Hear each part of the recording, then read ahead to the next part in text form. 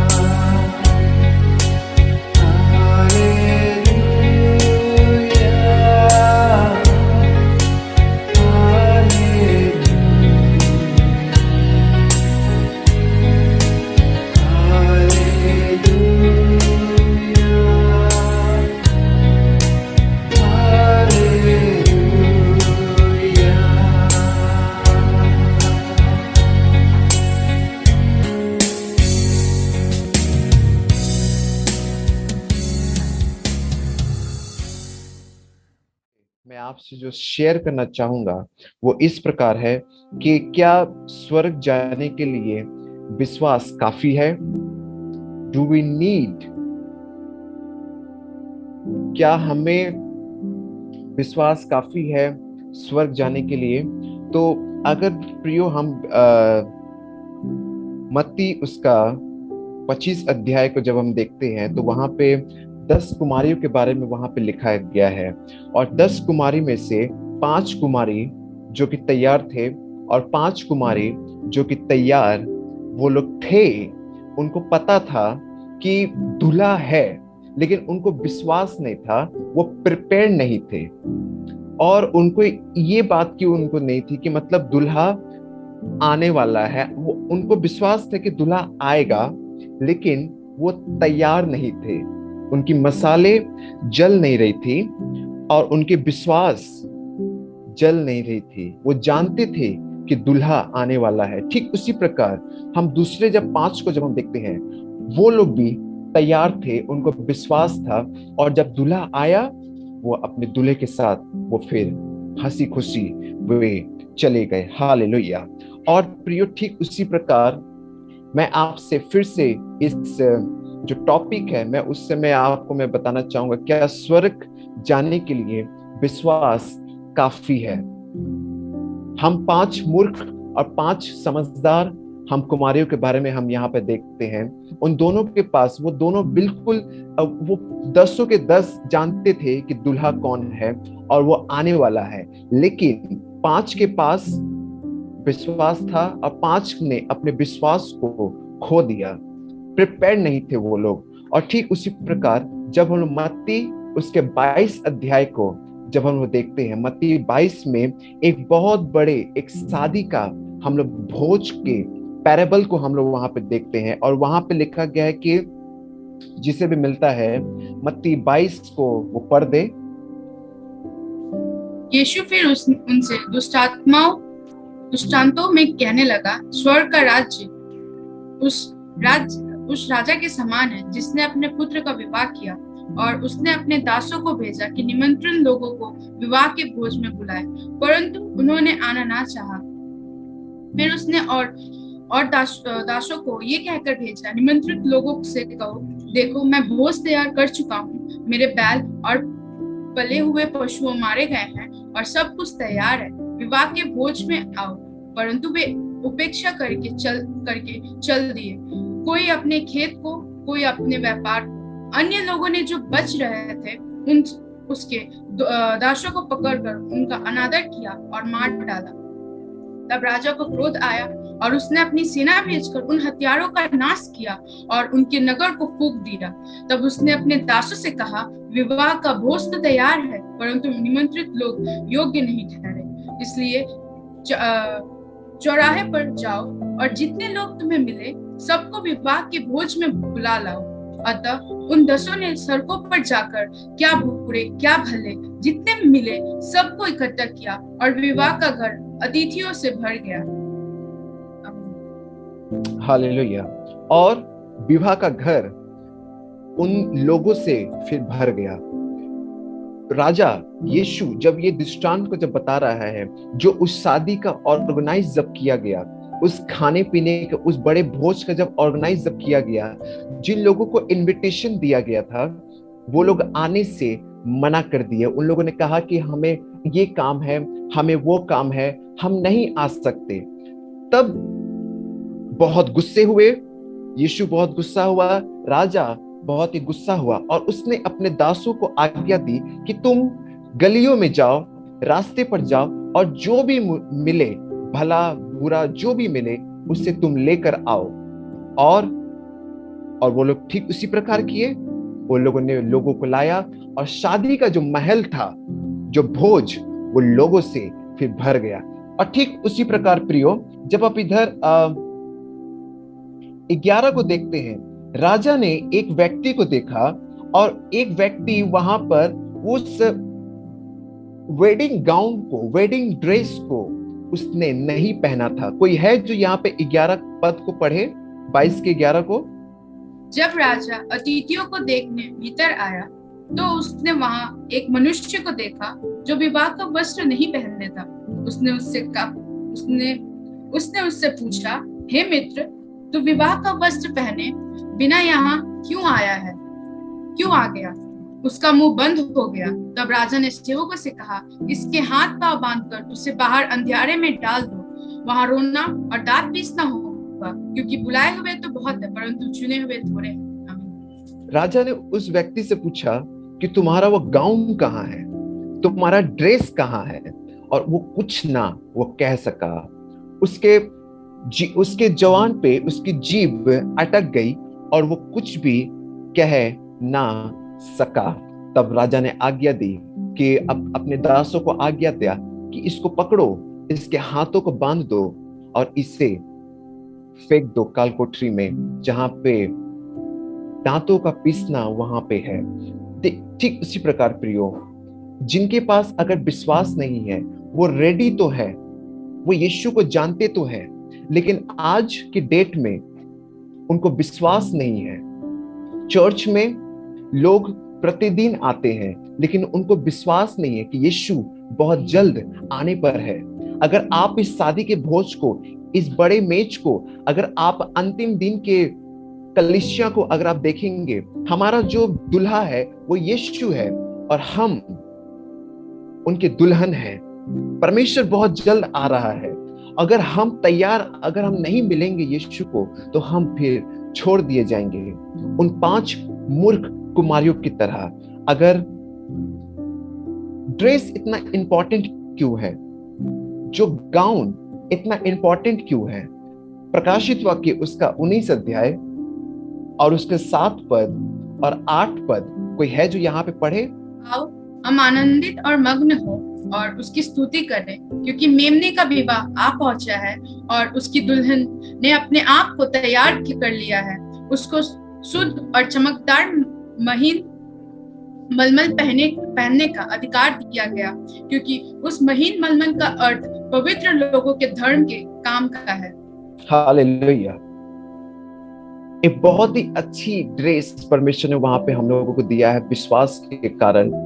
अगर उस ड्रेस को अगर हम नहीं पहनते हैं, ड्रेस बहुत ही इंपॉर्टेंट है प्रियो। शादी के लिए ड्रेस बहुत ज्यादा ही इंपॉर्टेंट है। हम यूं ही हम वहां पे नहीं पहुंच सकते। अगर किसी विवाह में आज अगर हमें जाना पड़े, तो हम यूं ही कोई नॉर्मल ड्रेस में हम नहीं पहुंच सकते। किसी विवाह में हमें कुछ अच्छा ड्रेस हमें लगाना पड़ेगा, पहनना पड़ेगा।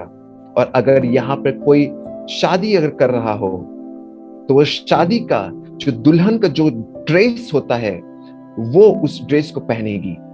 वो यूं ही कुछ नॉर्मल ड्रेस पहनकर वो चर्च में वो नहीं जा सकती शादी के लिए, क्योंकि वो अलाउ नहीं किया जाएगा। बल्कि इंपॉर्टेंट क्या है कि तुम धार्मिकता के, तुम उस वस्त्र को पहनो। हालेलुया। और वो धार्मिकता का वस्त्र परमेश्वर ने हमें बहुत पहले ही हमें दे दिया है। बस हमें विश्वास करने की देर है कि वो वस्त्र हमारे पास है। और जब तुरही का शब्द बहुत जल्द जो बादलों पर सुनाई देने वाला है, वो जब बजेगा, तो हम जल्द से अपने वस्त्र को पहनकर हम अपने दूल्हे के पास हम पहुंचेंगे। हालेलुया। हमारा दूल्हा जो कि यीशु मसीह है और हम जो उसके दुल्हन, हम पूरे चर्च उनकी दुल्हन है। अब बात आ जाती है प्रियो कि हम इस ड्रेस को कैसे हम पाएं। आप कहेंगे कि भाई सैमुअल, आपने तो कहा कि ड्रेस हमें मिल चुका है। हमें बहुत सारे लोगों को शक रहता है, शंका उनके दिमाग में उठती है कि ड्रेस हमें कैसे मिलेगा। बहुत लोग इस शंका में वो लोग रहते हैं। इफिसियों उसका 4 अध्याय 22 पद, 23 पद और 24 पद देखिए, वहां पे क्या लिखा गया है कि तुम पिछले चाल चलन के पुराने मनुष्यत्व को, जो भरमाने वाली अभिलाषाओं के अनुसार भ्रष्ट होता जाता है, उतार डालो और अपने मन के आत्मिक स्वभाव में नए बनते जाओ और नए मनुष्यत्व को पहन लो, जो परमेश्वर के अनुरूप सत्य की धार्मिकता और पवित्रता में सृजा गया है। इस कारण हालेलुया। जी जी जी। इस कारण झूठ बोलना छोड़कर हर एक अपने पड़ोसी से सच बोलो, क्योंकि हम आपस में एक दूसरे के अंग हैं। क्रोध तो करो पर पाप मत करो। सूर्य अस्त होने तक तुम्हारा क्रोध ना रहे और न शैतान को अवसर दो। चोरी करने वाला फिर चोरी ना करे, वरन भले काम करने में अपने हाथों से परिश्रम करे, इसलिए कि जिसे प्रयोजन हो उसे देने को उसके पास कुछ हो। कोई हालेलुया। कोई गंदी बात तुम्हारे मुंह से ना निकले, पर आवश्यकता के अनुसार वही निकले जो उन्नति के लिए उत्तम हो, ताकि उससे सुनने वाले पर अनुग्रह हो। अपने उन सारे पापों को उतार दो। अब परमेश्वर के उस धार्मिकता के ड्रेस को तुम पहन लो, जैसे कि हमने इस वचन में अभी हम लोगों ने सुना। अब आप कहेंगे कि भाई सैमुअल, ये ड्रेस को हम पहनेंगे किस तरह? आपको विश्वास करना पड़ेगा। You have to take believe. आपको अपने विश्वास को टेक ओवर करना पड़ेगा। अब हम कोई बच्चे हम नहीं रहे, अब हम बड़े इंसान बन चुके हैं। विश्वास के कारण हम लोग ने बहुत सारे काम हमने अपने जीवन में देखा है, बहुत सारे काम हमने अपने घर में होते हुए हमने देखा है। मुझे आपको बताने की दरकार नहीं कि विश्वास क्या होती है और विश्वास किस युक्ति से किया जाता है। वो परमेश्वर के ऊपर जब आप अनदेखी चीजों पर विश्वास करते हैं, उसी को विश्वास कहा जाता है। जो परमेश्वर आपके लिए अपने लहू को बहाया आज से 2000 साल पहले, हम विश्वास करते हैं, हम बिलीव करते हैं कि उसके लहू ने हमें शुद्ध कर दिया है, उसके लहू ने हमें स्वच्छ कर दिया है। हालेलुया।